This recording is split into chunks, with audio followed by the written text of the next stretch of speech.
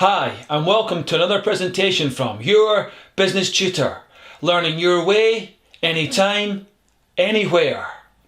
As we saw in the first part of this series of presentations, stakeholders have different and varied interests in a business. What's more, each one of those stakeholders wants to achieve what it is interested in. For example, employees will want higher wages, whereas customers will want quality products from a business. However, to what extent each of these stakeholders will get what they want is very much determined by how much influence and impact each stakeholder can have on a business. This is why this presentation on stakeholder influence and impact is so important. So what are we going to learn in today's presentation? Well, first of all, we're going to find out how stakeholders influence an organisation. And once we've done that, we're then going to explore and identify how those stakeholders impact on organisations. Before we turn to our first question, let's quickly remember that a stakeholder is an individual, group, or organisation that has an interest in the success of an organisation. However, for a stakeholder to achieve their interest, they must be able to influence and impact a business. So with that in mind, let's turn to our first question. What is stakeholder influence? Stakeholder influence describes the measures a stakeholder can use to persuade a business to achieve what they are interested in getting from the business. For example, employees could threaten strike action if a business does not give them a pay rise. However, to understand stakeholder influence more fully, we also have to realise that different stakeholders can be more influential than others. This is why it is important to find out what stakeholder impact is. Stakeholder impact refers to how powerful or effective a stakeholder's influence is. For example, some stakeholders can cause massive disruption to a business, whereas others may only cause very limited disruption and therefore aren't very influential. However, what we also have to remember is that the amount of impact a stakeholder has is not fixed. In certain circumstances, some stakeholders will have more impact than others, whereas in different situations, it could be the exact opposite. So now that we've identified what stakeholder influence and impact is, let's now turn and look at how specific stakeholders try to influence and impact businesses. Let's start by looking at internal stakeholders, and first of all, owners, such as a sole trader or a partner. Both these types of owner are very influential because they own the business and are involved in all decision making. In fact, it is through their decision making that they can influence and impact a business. For example, a business owner could influence their business by deciding to run an advertising campaign. This could impact the business in two ways. First, the business would see an increase in costs as they have to pay for the advertising campaign. But also, it would see a big increase in sales, which hopefully will result in profits rising overall.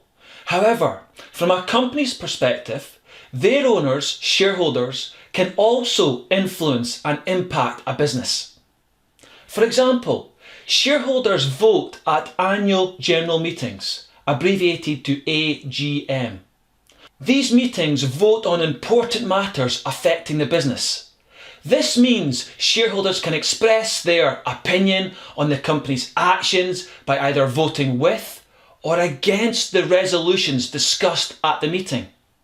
For example, shareholders vote on resolutions concerning the appointment of directors, the level of dividend paid, and on any major decisions made by directors over the last year. This can impact the business because if enough shareholders vote against the board of directors' resolutions, This would create a huge loss of confidence in the company. As such, you would expect the share price to fall significantly, which affects the value of the business. This, of course, could lead to another way in which shareholders could influence a business, and that is by selling their shares. This would cause the share price to fall and the value of the business to decrease, which may then open the business up to a takeover from another organisation. Let's now turn our attention to our second internal stakeholder and look at employees. Employees can influence a business in a number of different ways, but probably the most influential way is by threatening industrial action, such as going on strike. The impact of this can be huge, as the business may have to shut, meaning production would stop and nothing would be sold. This, of course, could be worse still if customers decide to switch to another business. On the other hand, employees can influence in a far less disruptive way. For example, by making suggestions at meetings. This could result in the business changing its production techniques so that less waste is created. This would therefore reduce costs and make the business's production methods more ethical. Final internal stakeholders, directors and managers, can also be very influential. This is because they make decisions which can influence the direction of the business. For example, the directors could decide to open a new branch. This could impact a business because initially it might be quite expensive to set up and advertise the new shop. But eventually sales should start to rise and the business will become more profitable. Of course, managers could also influence by making a decision to find a new supplier. This could impact the business as it may result in better quality raw materials being delivered or costs being reduced because the supplier doesn't charge as much. External stakeholders such as customers can also have an influence upon businesses. For example, customers could complain about the level of service they have received. This can have a huge impact, especially if they tell other people, as this can create negative word of mouth. Of course, customers can be even more influential by taking their business elsewhere. This would impact the business as sales would fall and profits would decrease. Suppliers, on the other hand, can influence a business by not delivering inventory on time. This can impact a business, as without stock, a business may have nothing to put on its shelves to sell to customers, or it may have to halt production until inventory arrives. Suppliers can also influence by charging more for their inventory. This impacts a business because their costs will increase, which could decrease their profits unless they pass on the cost increase to customers in higher prices. The government can also be influential. This is because they set laws which businesses must comply with. For example, the government could introduce stricter pollution laws. This would impact the business, as it may have to change its production methods so it doesn't pollute as much, which we know would cost money. Of course, if a business did not change its ways, then the government could fine them for breaking the law. On a more positive note, the government can also influence a business by offering grants to set up in areas of high unemployment.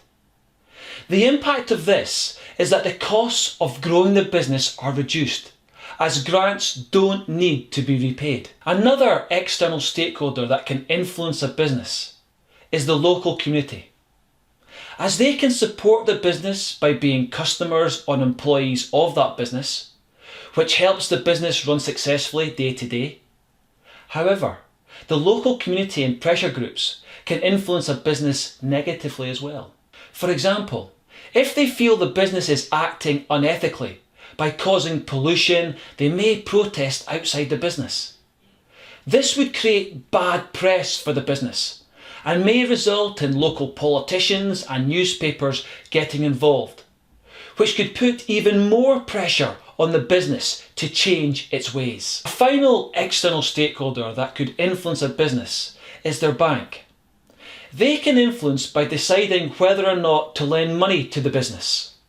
The impact of this could be crucial, as granting the loan may allow the business to finance a takeover of a competitor, whereas not providing finance could cause the business to run out of cash and become illiquid. Similarly, the interest rate at which the bank lends money can also have an impact. If the rate is low, the cost of borrowing is cheap, which may encourage a business to borrow money to grow their business, which of course could help create jobs. So what did we learn today? Well, first of all, we found out how stakeholders influence an organisation. And after that, we identified what impact stakeholders can have on an organisation. As you've probably worked out for yourself, stakeholders can have a big influence on business. However, the level of influence each stakeholder has is very much determined by what impact they can have on the business. For example, if a stakeholder can have a big impact on a business, it is far more likely to get what it is interested in than a stakeholder that has very little power. This is an important point, as when a business makes a decision, it should carefully consider which stakeholders can affect the success of that decision. By doing that, the business will have a much better chance of implementing the decision effectively. Because if they develop a strategy which takes into account the interests of powerful stakeholders, the business will gain their backing. As a result, powerful stakeholders will support the decision being made. This means it will have a far better chance of being successfully implemented.